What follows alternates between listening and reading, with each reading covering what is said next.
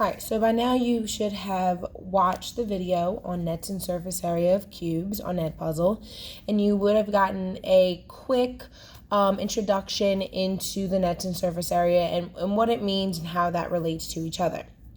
Now I'm just going to go over a few more things in your Springboard book that is not necessarily mentioned in that video, but it still is very important. So we should be on page 317. And so in this lesson, our learning targets, always want to annotate those. So the first one is to be able to represent a three-dimensional figure using nets. So three-dimensional, that's your 3D, okay? Then we want to be able to use those nets to find the surface area of figures. So again, we've been doing or looking for area for a while now. Now we're going to do the surface area of these 3D shapes. So instead of using 2D, the 2D is just a basic area. Now we're going to use 3D with a surface area. And then be able to write equations that represent problems related to the area of rectangles. So again, those writing equations are never going to go away. We're always going to see those. Last, determine solutions for problems involving the area of rectangles. So typically those problems are going to be those real-world application problems.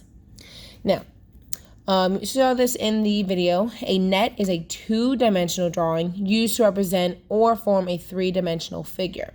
So 2D, which is what this is, this net is, when we put this together, it creates that 3D shape. So I have this cut out in a bigger form, and this itself is 2D. It's flat, there's no dimension to it, but when we put it together, it becomes that cube, and so it has dimensions. It's not flat like a 2D shape, okay? So anyway, so we're going to be using these nets to be able to form our cubes. And a fun little fact, there are 11 possible ways to draw a net of a cube. Only 11. So here we have this, this other example, and they're showing you that the cube has 6 sides, which we talked about. You have, top and bottom, and then all 4 sides. They're saying if face 1 is the bottom of the cube, which numbered face is the top of the cube? Well, so if this is the bottom, number 1, then number 2 would have to be that side piece, which would make 3 be that top of that cube. So that's just a quick little question there. But I mainly want to focus on some other things. So I'm going to turn the page, and you should be turning to page 2. And just a quick reminder, everything that is in this video that I write should be in your book. I want you to write Q 4.2 because this type of question will be on quiz 4.2, which is on Wednesday of next week. So we have this cube, we have this net of this cube, and it's telling us the first thing they want us to do is find the area of each face of the cube. So again, these are your faces. And how many faces we have again? Hopefully you were thinking 6. 1, 2, 3, 4, 5, and then 6. So again, they want us just to find the area of each face of the cube. Well, knowing that this is a square, we know that squares have all the same side lengths. So this one is 5 inches, which means this one's 5 inches, 5 inches, and 5 inches. And then, of course, our area is base times height. So the area of just one face is base times height, which is going to be 5 times 5, which hopefully you know is 25, okay? And because we're doing area, inches squared. So it's 25 inches squared for each individual square. Now we need to find the total surface area of the cube, and I'm pretty sure this is the same problem that was in the video. So surface area, we have 6 sides that are 25 inches each, and when we multiply that, we get 150, and again, because we're doing area, we want to put inches squared. Okay, yeah, so I'm pretty sure that was the same one in the video, so that should have just been a refresh. Okay, now I'm going to skip to page 319. Okay, this is the bigger part that was not in the video that is it kind of like a shortcut or just another way to figure out the surface area of a cube. So you can use a variable to represent the length of the edge of a cube. So we have our picture here of our cube, and they have this variable e. What variable is used to represent the length of the edge of the cube? Obviously, it's this e. Can you think about maybe why they would use that e? Think. Why would they use e? Hopefully you realize that if they're talking about the edge of a cube, they're going to use that variable e. So a lot of times we try to use variables that go with whatever the problem is talking about. So we're talking about the edge length, so we're going to use that variable e. So this is saying part B. What is the area of one face of a cube in terms of the length of an edge, which is represented by that e? Well, to find the area of any square, we have to do base times height. Now again, all sides in a square are the same. So if we're doing base times height and we don't know what the numbers are, that would technically be edge times edge. Well, is there another way that I can write this, a simpler version of edge times edge? When anything is multiplied with itself, what does that give us? Hopefully you thought about it and you realize that this is the same thing as if I wrote e squared. So e squared means e times e, edge times edge. So we're going to use this, obviously, as part of our formula. So C, write a rule for finding the surface area, SA. So SA is used to represent surface area, SA, okay? So use a rule, write a rule to find the surface area of a cube in terms of the length of an edge. Well, again, we have e squared, right? That's to find the area of just one of those faces. So e squared. And then how many faces do I have in a cube?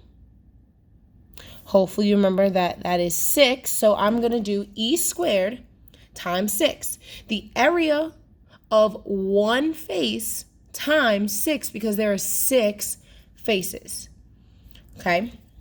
So again, you can either use that formula or you can do the math another way, but that's just the formula that you will see. And if you see it, you need to know that, okay, that's just representing for a cube, for the area of a cube.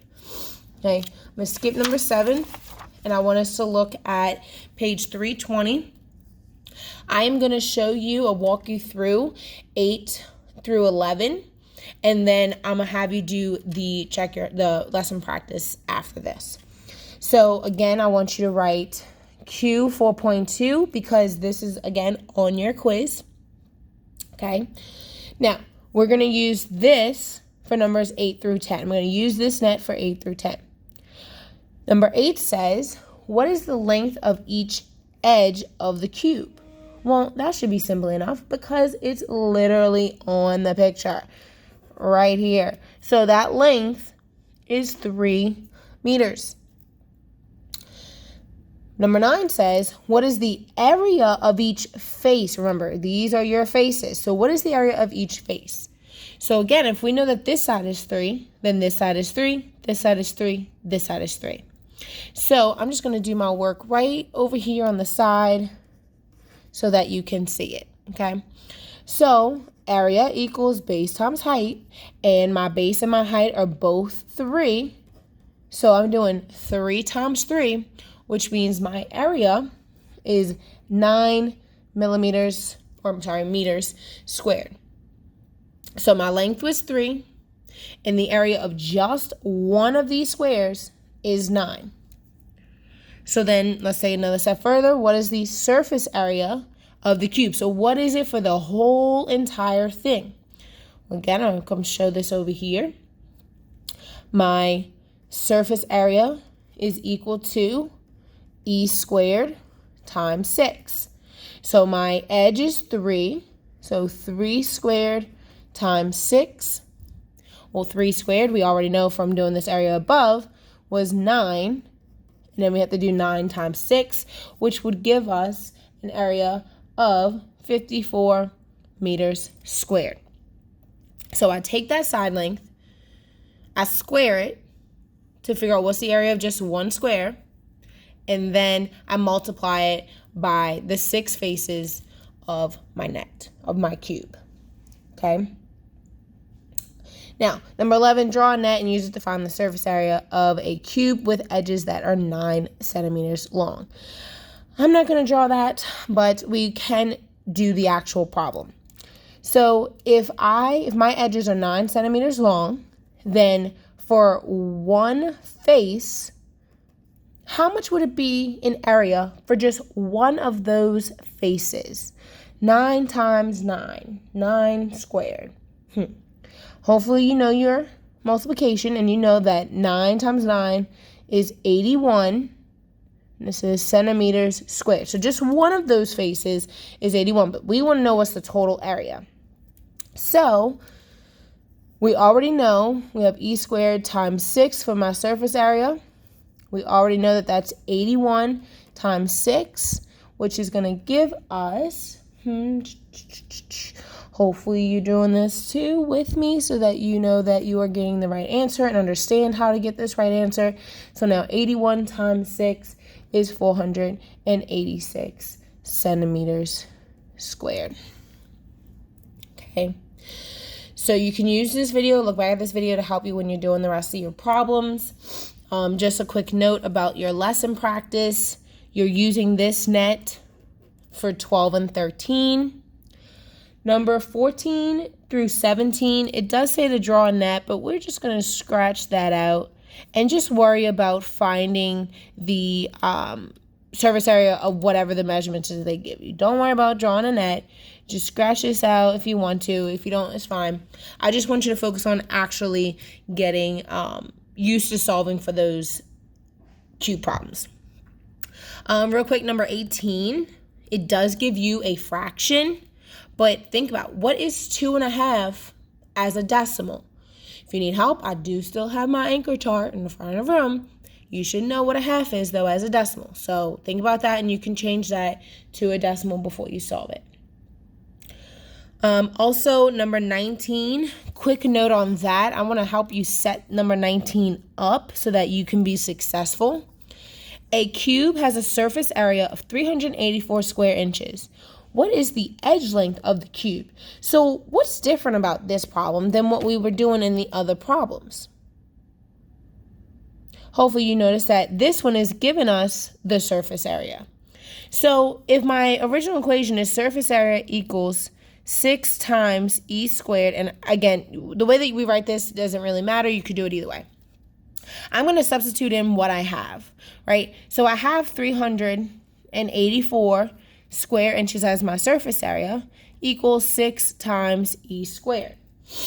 Well, I can essentially solve this equation, but I can also divide both of these sides by the 6 so that these will cancel out, and then some answer here will equal e squared. So whatever this answer is, you need to think about what number, when squared, gives me this number. So you need to do 384 divided by 6, and you'll get this number. Then what number, when squared, gives you that? Okay? So you're going to work on this, and good luck, and I know you can do it. It's the same process over and over. So work on that, and then whenever you're done, just go on